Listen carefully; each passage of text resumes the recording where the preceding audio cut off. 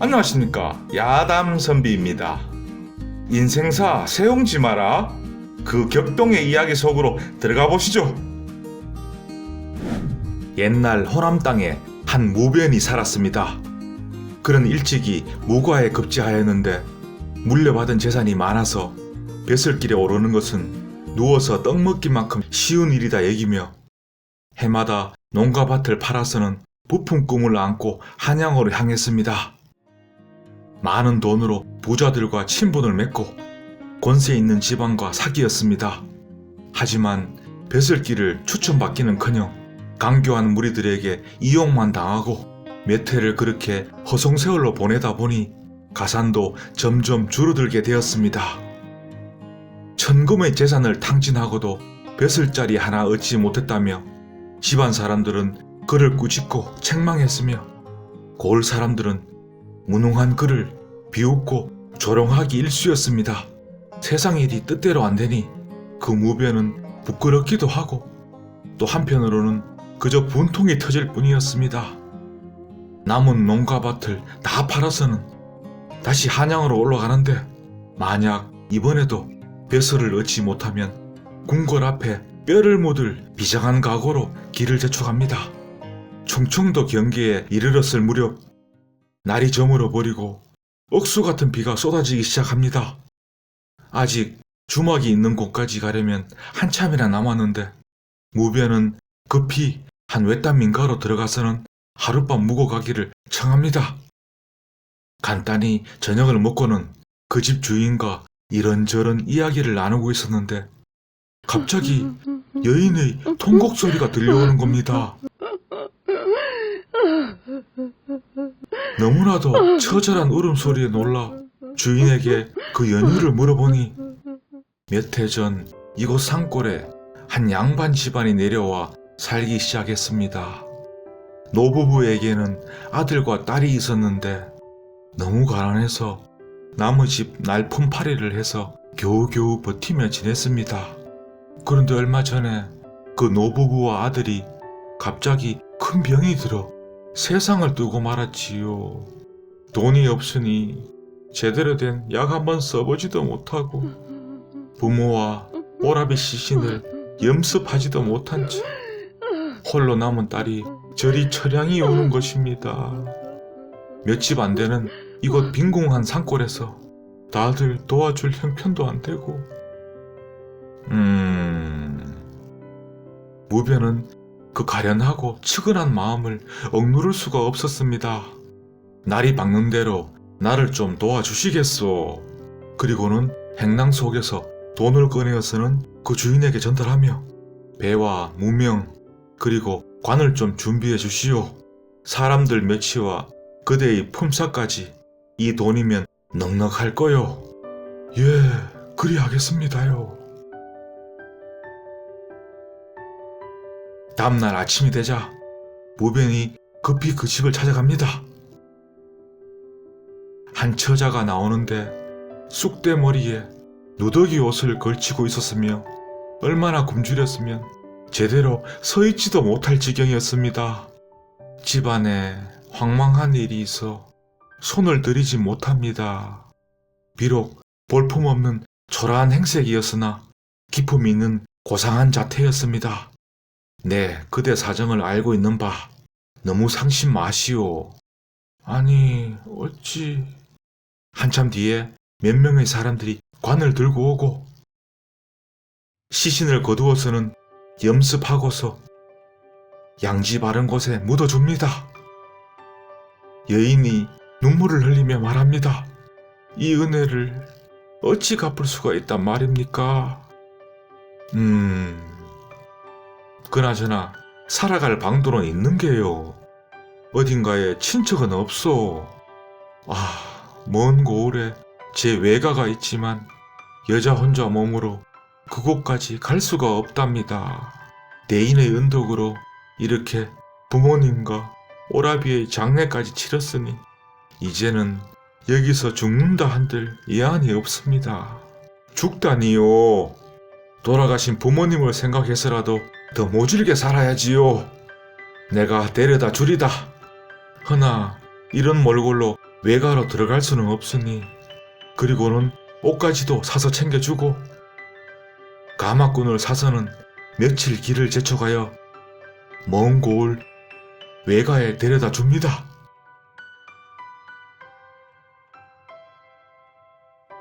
자, 비록 적은 돈이지만 보탬이 될 거요.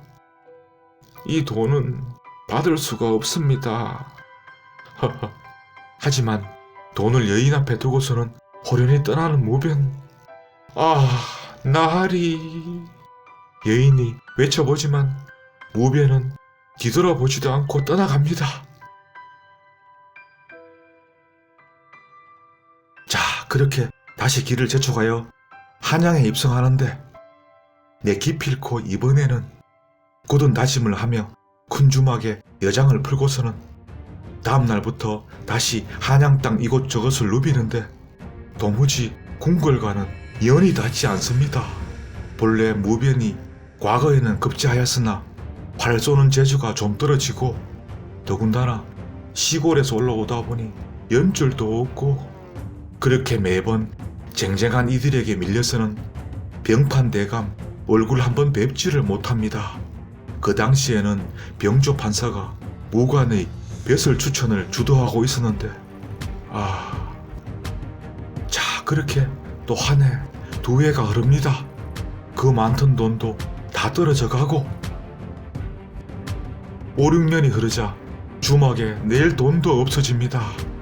먹고 자는 거야 그간의 정으로 어찌 사정하여 버틸 수는 있었지만 의복은 빌릴 수도 없으니 점점 거지꼴이 되어가는 것을 사람들은 더 멀리하게 되고 논밭을 다 팔고 올라온 터라 시골 집에서는 먹을 양식이 다 떨어졌다는 정갈이 오고 고향으로 돌아갈 노잣돈도 없고 면목도 없고 지붕에 올랐는데 누가 사다리를 치워버린 꼴. 그야말로 진퇴유곡의 상황입니다. 사람이 마지막 절체절명의 궁지에 몰리면 못할 일이 없다 하였습니다. 무변 무작정 병판대감의 집으로 찾아갑니다. 하지만 수십 명의 노복들과 건장한 호위무사가 지키고 있는 대궐 같은 집안으로 도저히 들어갈 방도가 없습니다.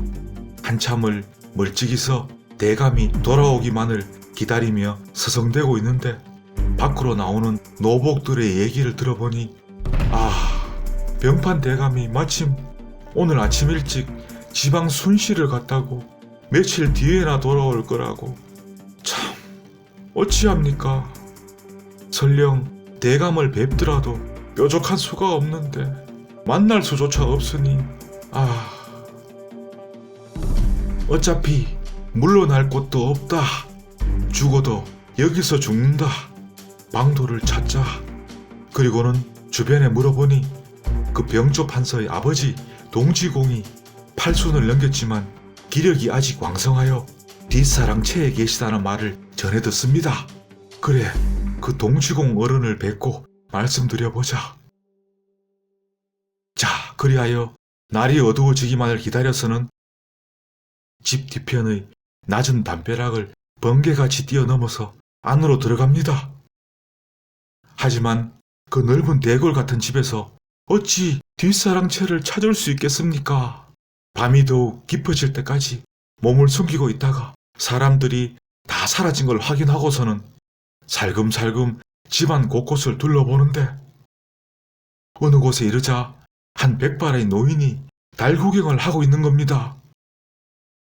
무변 그 노인이 동지공임을 직감하고서는 그 앞으로 달려가서는 엎드립니다. 노인이 놀라서 너는 뭐하는 놈이더냐? 좀 도둑인 게냐? 한치의 흐트림도 없는 근엄한 모습입니다. 소인은 전라도 작은 읍에 살고 있으며 무과에 급제하였으나 아직 벼슬길에 오르지 못한 무변입니다.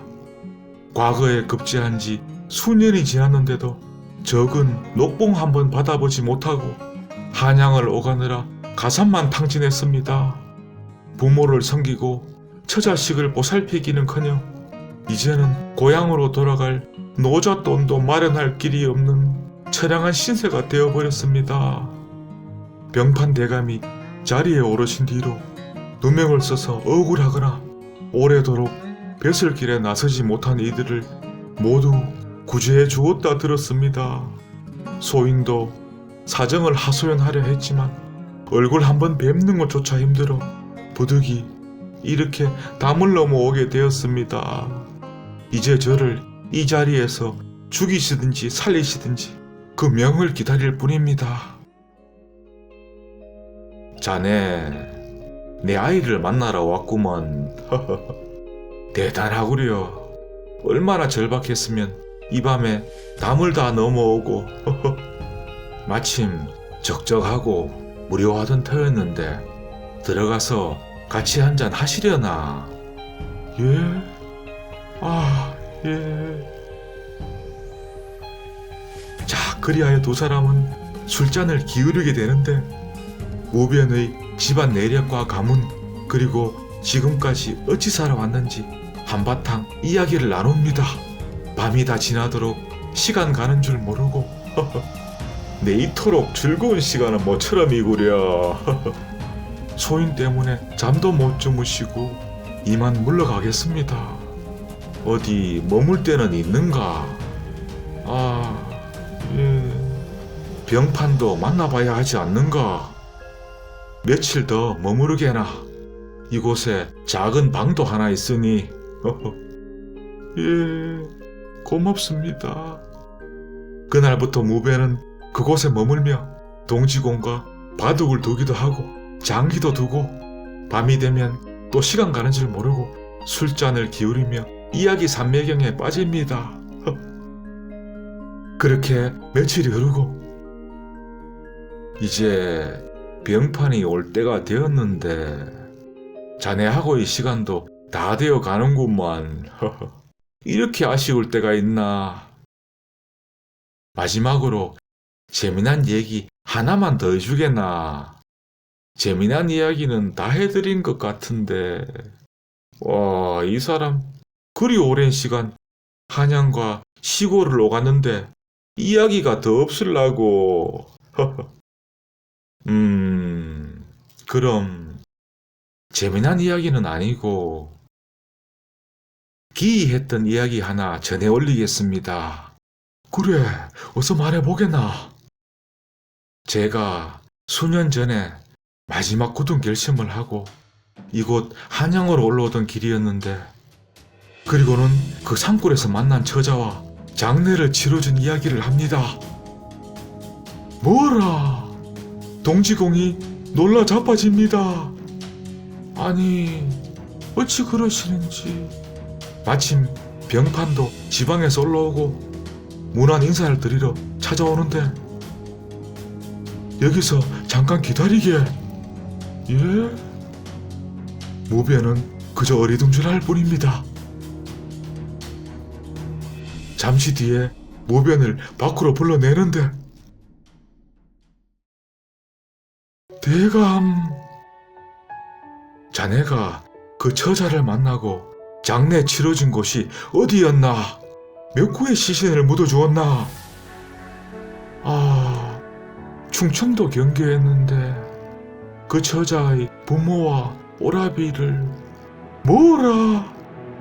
이런 일이. 잠시 후 병판 대감의 부인이 달려오고 무변을 보자마자 그 부인, 소녀를 기억하시는지요? 그제서야 무변이 고개를 들어 그 부인을 바라보는데 그 산골에서 만난 처자였습니다.